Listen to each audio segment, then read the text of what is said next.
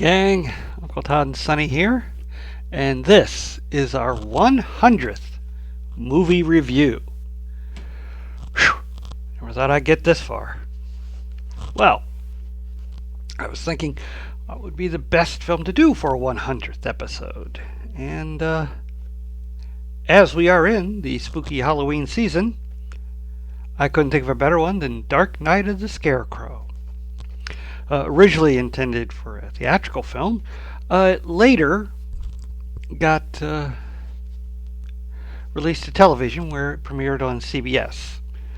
And oddly enough, when the director and writer was asked, was he disappointed that the film was on TV where he couldn't be as graphic, he said, not really. I had written the script to be this way. It wasn't meant to be that graphic. Okay. We got three pretty well-known actors in it. Playing the titular Scarecrow is Larry Drake, who in this film plays a man with mental deficiencies. Kind of ironic that a few years later he would become very popular on LA Law playing a similar character before moving on to films like Darkman, where he probably one of his best villain roles. We also have Lane Smith. He's probably best known for his TV work in the first and only season of V, which was spun off from two miniseries about an alien invasion, and also probably best known as the Elvis-obsessed Perry White on the 90s version of Superman, Lois and Clark, The New Adventures of Superman. And of course, big name here is Charles Durning, a very prolific actor. He's been in such diverse films as Dog Day Afternoon with Al Pacino, When a Stranger Calls with Carol Kane, and Sharky's Machine with Burt Reynolds, where he became sort of a semi-Burt Reynolds regular, also appearing in his sitcom Evening Shade. Well, we open with Bubba, who is a mentally disabled young man of about 30. And he's playing with a little 10-year-old girl. And this upsets greatly the local mailman named Otis. Mind, something's got to be done. Or it has to be permanent. Hey, Otis, I'll kick him around a little, have a little fun with him, but, well, that's as far as I'm going to go. Yeah, that mailman, he's got it in for Bubba, something fierce. He'll bear watching. Meanwhile, Bubba and the little girl, Mary Lee, they're playing around, doing stuff, and she wants to go into this yard that has a warning about a dog. Bubba don't want to go in. He couldn't fit through the fence anyways, but she goes ahead, and, well, it ends badly.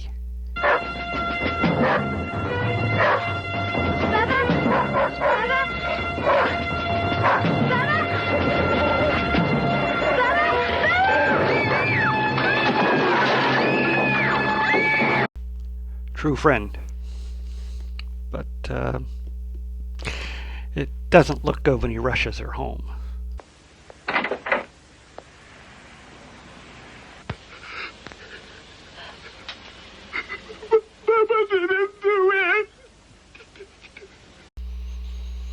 That's not looking good for Otis. Word quickly spreads that he may have killed Marilee. Well, when Harless, who we saw earlier talking to Otis, tells Otis of this, he gets up his own posse, made of also a Farmer Philby and Mechanic Skeeter, and they rush up to the Bubba's mother's place, and she's told him to go play the hiding game. So they get dogs out to track him, and the dogs lead him to a bit of a bare spot in the fields. Come on, you can find the boys. Come on. What's the matter with them? I don't know. Come on. Looks like they lost him. Well, Otis isn't too sure they lost him. There's something about that Scarecrow.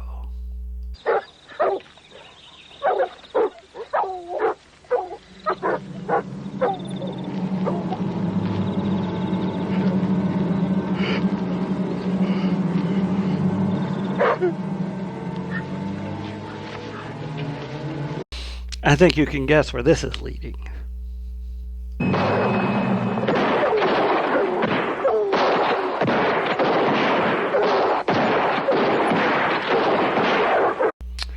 Well, justice is served for these guys, but there's not too much self-congratulations to be had. Because just then a call comes over that newfangled thing that became so popular in the late 70s to early 80s, the CB radio. Hadn't you heard? Little girl's all right. It was all a mistake. Hank Renfro's dog jumped her. They've already released her from the clinic, sent her home. Funny part is, old Bubba saved her life. Ooh, that's not good. They've gone from vigilantes to flat-out murderers. Shot an unarmed man. They'll obviously go to prison for this. Of course, Otis, being the sleazy little sociopath that he is, decides to make it look like self-defense.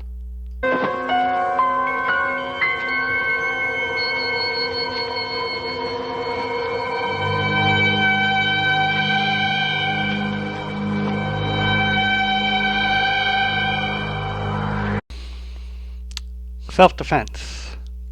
That's their story. He attacked them with a pitchfork, and they had to shoot him, even though he's still hung on that Scarecrow cross.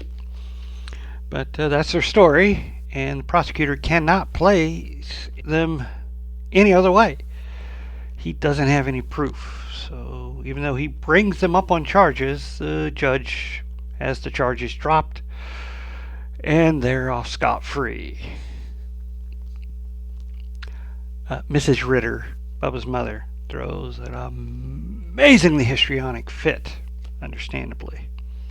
And they just laugh it off, as they do the DA's threat that they won't get away with it. He'll find the proof sometime. That night, Mary Lee, who does not know that Bubba is been demised, sneaks out of her house and goes to the Ritter place, where Mrs. Ritter finds her, and she says she's looking for Bubba, and she has to tell her Bubba's gone away. Mary Lee says no, he hasn't, and runs out. So she goes after her and finds her in the field where they would make flower necklaces. Don't worry, Mrs. Ritter. Bubba's not gone. He's just being silly. Don't you know what he's doing? He's playing the hiding game. That actress is Jocelyn Brando, sister of the much more famous Marlon Brando. Also, the sound of those cicadas, they had to go to a different state to record them because they weren't in where they were filming. Anyway, life seems to go back to normal. And Harless, while working on one of his machines, gets asked an interesting question from his wife. I mean, if you're not planting, why would you put up the Scarecrow?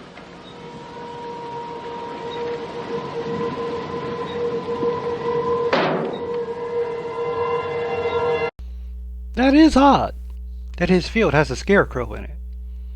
Checking it out, it is a scarecrow stuffed with straw. Drives into town, finds Philby and Skeeter, knocking back a few, and accuses them of playing some kind of sick prank on him. They have no idea what he's talking about. So they go over to the boarding house to talk to Otis, who's not happy to see them. He told them they gotta all stay away from each other for a while. Till the heat dies down, people stop being suspicious. When told to the Scarecrow, he comes to the logical conclusion. Sam Willock. The district attorney? Why? Because he's trying to shake you. And you did just exactly what he expected. What'll we do? Nothing. Clever. Yeah, the district attorney put that Scarecrow with the shot up clothes Bubba had been wearing when they shot him and put it out there. He's trying to scare one of them into confessing. Well, they do nothing. Nothing will happen. Let him think he's being clever. They're more clever. Except that night when Harlan goes home after a bout of drinking with the fellas. Someone's in his barn. Lights on. One of his harvesters is running. He hasn't seen anyone down, so he's going to check out the loft.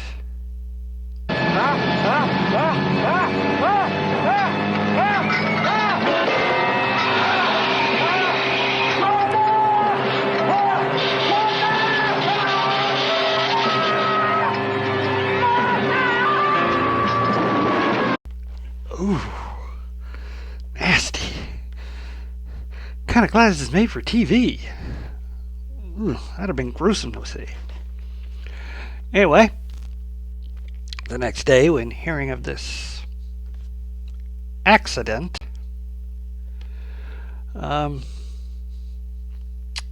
Otis doesn't think anything of it. Look, he was drunk. He fell in. No big deal. And just till Philby says, yeah, but when they got there, they found the machine was turned off. Well, must have run out of gas. Are you sure?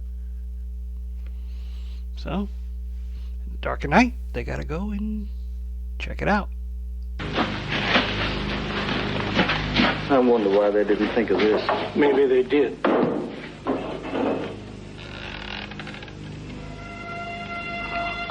Good God, it's almost full. Well, then who turned it off? So, who turned it off? Well, couldn't be the DA. He may try to scare him into confessing, but he's not the type to go around killing people.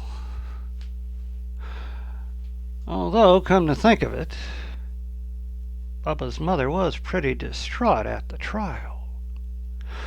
So, Otis goes to see her, dropping off her mail, and kinda, but not really, accuses her of being the one behind Haskell's death. Now, just a minute. You think that... Don't flatter yourself, Hazel Rigg. There ain't 10 like you worth my son's life. Word to the wise, Mrs. Ritter.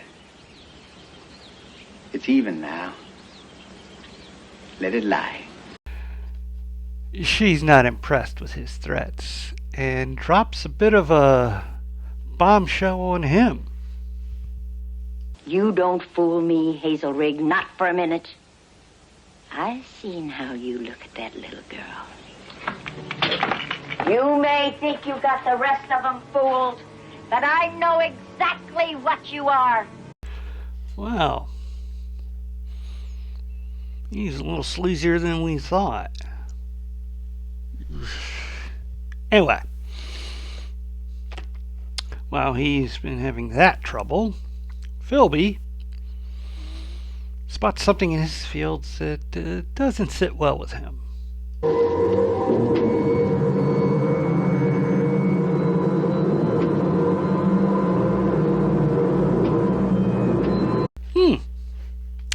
Wonder where that Scarecrow came from. Mighty suspicious. Oh, that night is the annual Halloween party at the local church. All the kids are in costumes, and here's where we see that Mrs. Ritter wasn't too far off in her accusation. Hey guys, I got a great idea. Let's go play hide and go seek. Okay. Come on, let's go.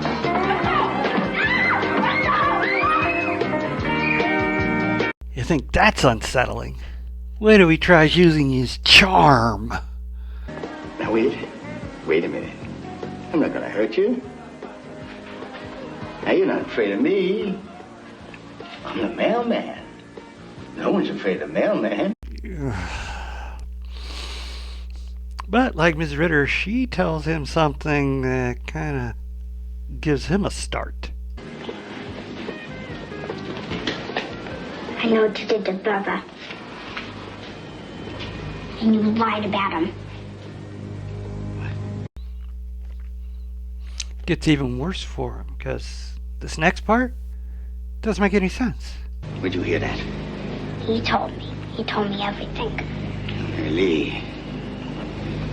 You know that's not true. It was Mrs. Ritter, wasn't it? She told you to say that. No. Who was it? I told you it was Bubba. No, it wasn't, damn it. Bubba didn't tell you that. Bubba didn't tell you anything. Bubba's dead. I know. So, Bubba told her that. Well, she runs away and he tries to catch her, but is stopped by the guard that is posted around these things, so children don't get hurt and little pervs like him don't take advantage. About that time, Philby and Skeeter show up. They tell them of the Scarecrow. They go out. It's not there. Well, Otis knows who is behind this, and he's going to take care of it that night. I warned you. I warned you, and I gave you a chance. And why didn't you listen? Now I'm warning you for the last time. Stop it! I know it was you. Now.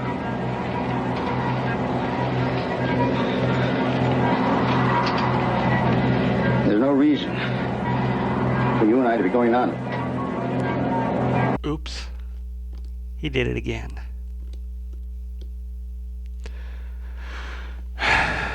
Well, how's he going to cover this one up?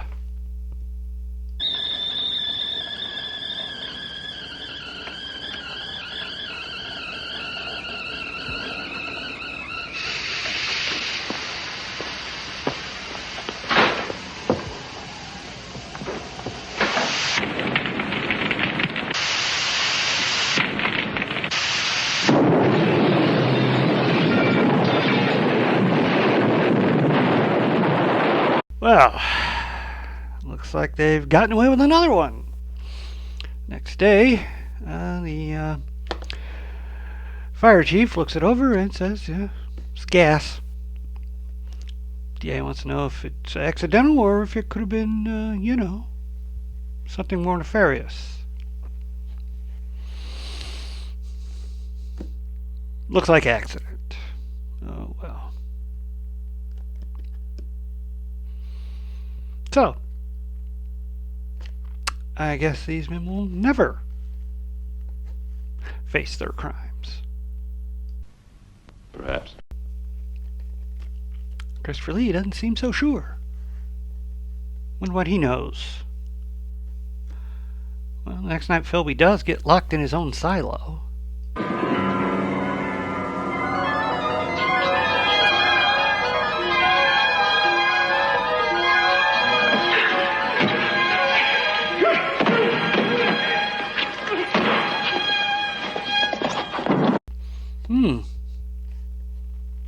Could have done that. I think we can all guess what's going to happen next, considering where he is.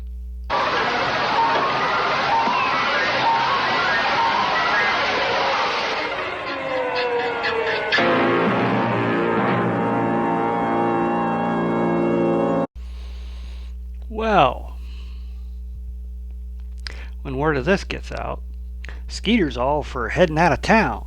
But Otis, he doesn't scare easy. He realizes now Mary Lee was telling him the truth. Somehow, Bubba survived like 16 bullet wounds and is doing this to them. And to prove it to him, they're going to do a little grave robbing. Open it.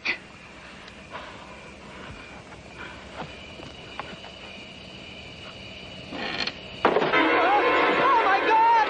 It's him! Well, now who is it? Bubba's body's still in there. Apparently there could only be one suspect left. Oh, couldn't be that, could it? Could be. Maybe, Vinny. See what Otis thinks. I know who it is! No! No! You listen to me! No, no more! It's her! It's the girl! No! I know what you're thinking! I don't want any part of it! Hi. I don't have any food for you. Looks like Otis had the same idea. But Skeeter isn't too keen on killing a little girl. So Otis concedes, yeah, maybe he's right. They'll rebury Bubba and then both get out of town.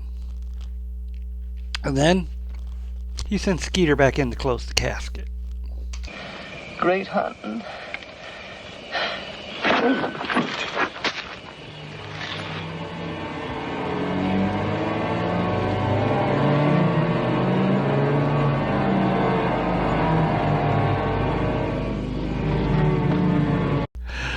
Okay, I know it's a little macabre, but I love the bit with the hat on the shovel. Well, he buries them both, gets in his car, where out in the middle row is Mary Lee. So he gives chase. But he's been drinking a bit, so he wrecks the truck. Or, yeah, they took Skeeter's truck. And so he chases her on foot out into a field where he catches her. And it looks like this is it for Mary Lee. It was you!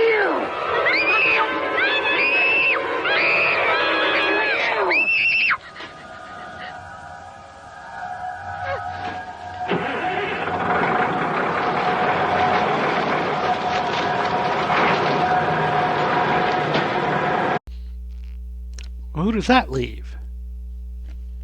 DA. And as Otis tries to explain how a 10-year-old girl is capable of killing two men, Combine starts to chase him. And can you guess where it chases him to?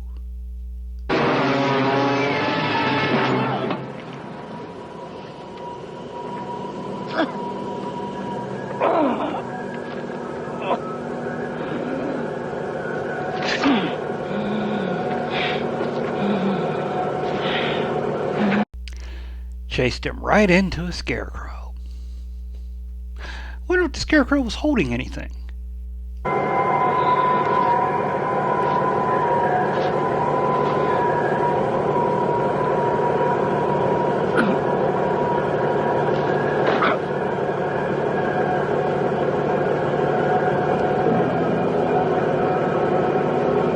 Interesting there, that little at the hi.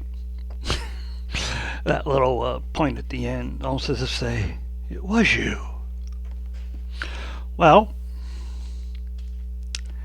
looks like everything ended well, but oh, wait a minute. The Scarecrow, or whoever, seems to be stalking Mary Lee.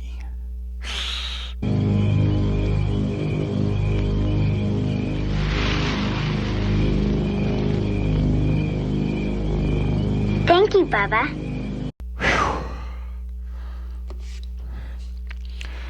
A little worried about it for a second. But this is a great film. I'm a big monster guy. I love seeing the monster up front and center. And I don't even mind that you don't even see the Scarecrow until the last few seconds. Because it works so well.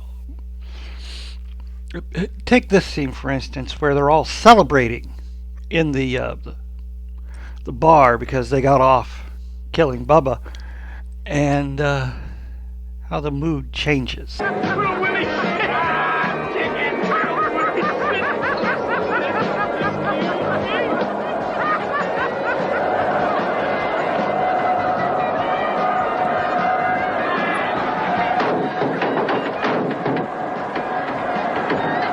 Don't that just send the shivers up your spine? And I love the pacing of this. It all works logically. Even the villain, Otis, you can kind of understand why he keeps making these leaps of, okay, who's doing this and who's doing that. And Charles Durning, what a scummy character he plays. He plays it so well. There's times you almost feel sorry for him. Of course, then he has that little creepy moment with the little girl, but by the end, you're just like, it's spiraled out of control for him, and he's gone by the time he's done in Skeeter, and always trying to come up with them explanations. So they did it. Ugh. And Larry Drake doesn't get much to do here, sadly. But if you really want to see him chew scenery, go see Dr. Giggles.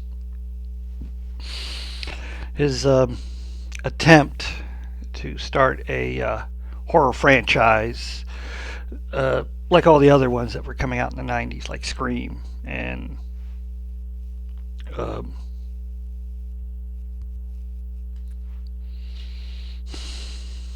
Urban Legend. It's an okay film. Great one-liners, but it just couldn't compete with those ones.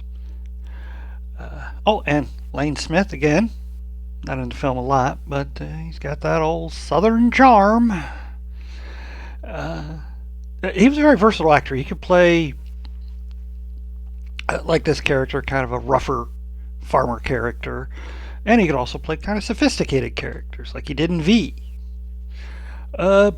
Perry White was sort of in between. He was still kind of a little rough, but he was also a little sophisticated, being the editor of a newspaper. And I just love the way it builds tension, seeing the Scarecrow out there, and then you can hear it walking around when it's coming in to do in the victims. Ugh. I don't even mind the lack of gore. There's just that little bit there with Charles Durning at the end, but wow. You could have shown this in the theaters as is, and I think it still would have been big. It's that well done. They did try to do a sequel in 2002, but I don't think I've ever seen anything about it. Well, that's about all for this one. I highly recommend this one to check out. If I don't know if it's on DVD or Blu-ray, but I think you can find a copy either on Amazon streaming or maybe YouTube or the Internet Archive, which is where I got these shots from. And please stay after the credits for my favorite scene.